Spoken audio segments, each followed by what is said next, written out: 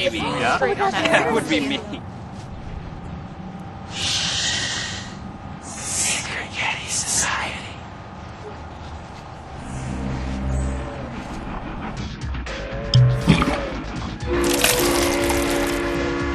Hello, I'm your host, Grizzly Smoker, and I've just regained consciousness aboard this moving train, and I have no idea where I am. Today, I'll be showing you survival techniques and how to survive in a new city, should you ever find yourself in such a situation. But first, I need to get off this train.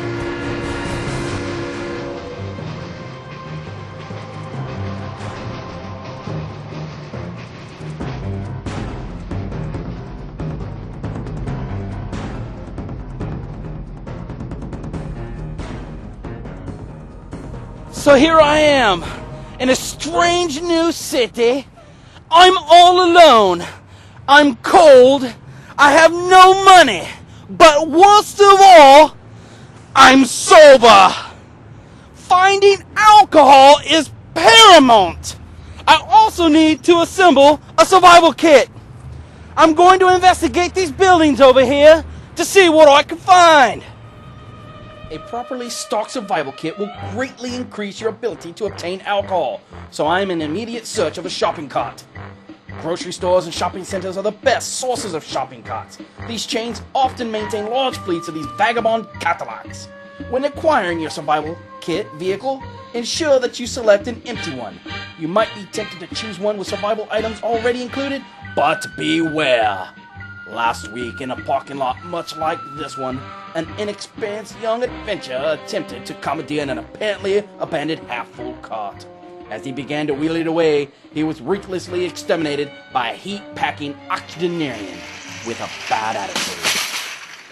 Hey! Get back here with that cart, you bum! We're calling the I've cops! managed to intercept my shopping cart unscathed, but just barely. That bag boy put up a hell of a fight, but as you can see, I prevailed. This is an invaluable tool for surviving on the streets. I selected this cart with non-wobbly wheels, so now, let's go shopping!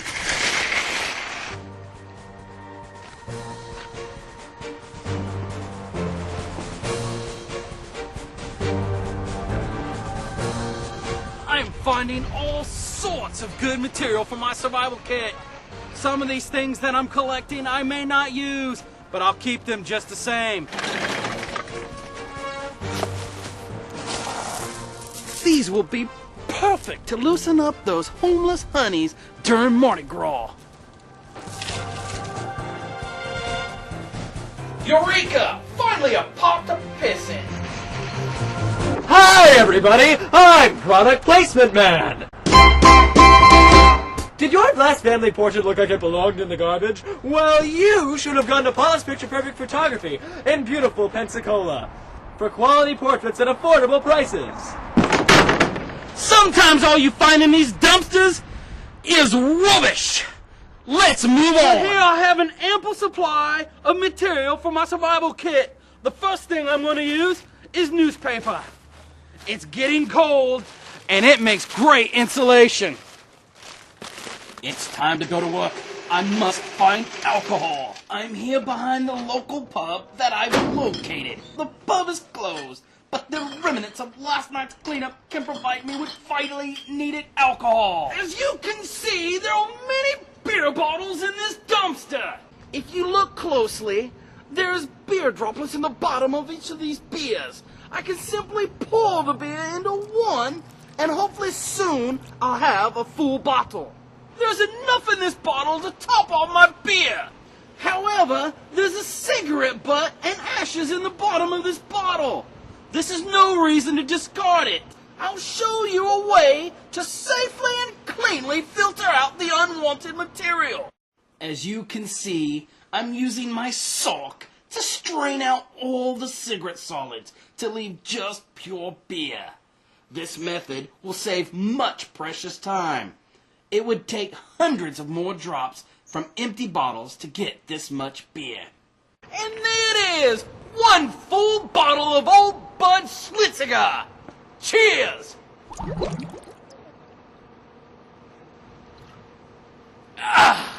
That'll hold off the DTs for a while. That was a start, but much, much more is needed. Here, I have a bit of waste that I found in a nearby dumpster. This hoard morsel will be converted into bait, which I'll use to catch myself an accomplice, which will assist me in a money-making enterprise.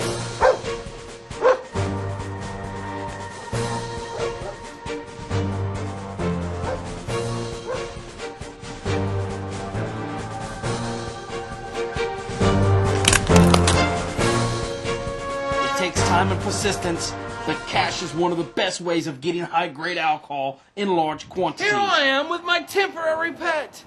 I've positioned myself outside of this religious building here in the downtown to increase my odds of a good night. So you spend me some change? Sorry, cheapskate. Ladies, will you spare this poor man a little dog? Yes, he's quite the cute dog. Will you spare me some change? Why, thank you. God bless you all. Thank you. I've had a pretty good take, but it's not nearly enough to give me a bottle of anything. Here I've located a steamy dog log that reeks of alcohol. Oftentimes dogs will consume some type of alcohol into their food, but because of their inability to fully metabolize it, they pass much of it out. I'm not bad enough right now, but if I were, I could squeeze the liquid right out of it. It would not yield much, but it could make the difference between life or death. I'll go ahead and demonstrate that now.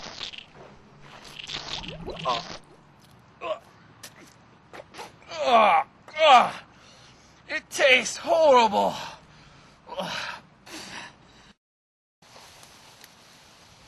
great opportunity has just presented itself for a tactic that I'll commonly refer to as the personal space invasion.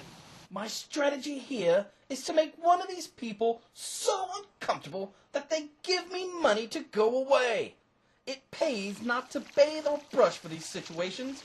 Anything you can do to make yourself repugnant to the locals will greatly increase your chances of success in this ploy. Get him out of here. That's just... Oh. Be a man. Now get rid of him. Sir! I am prepared to give you $10 if you'll leave. Really, sir, that's all I have. Unless, of course, you take credit cards.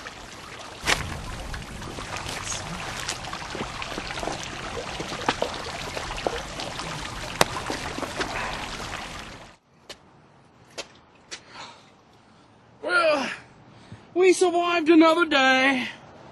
And all that's left there to do now is to find a comfortable place to sleep this one off. But before I do that, I need to eliminate some solids.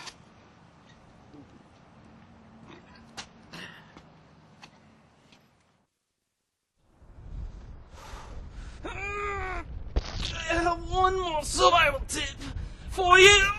Oh, I hope I don't fall in my own poo. Oh. In addition to keeping you warm, this newspaper makes a ready supply of toilet tissue. Oh, oh God.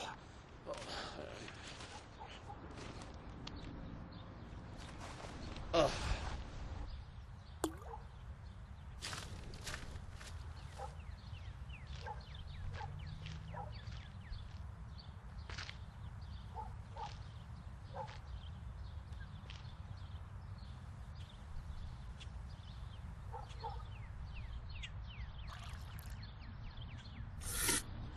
Yeah.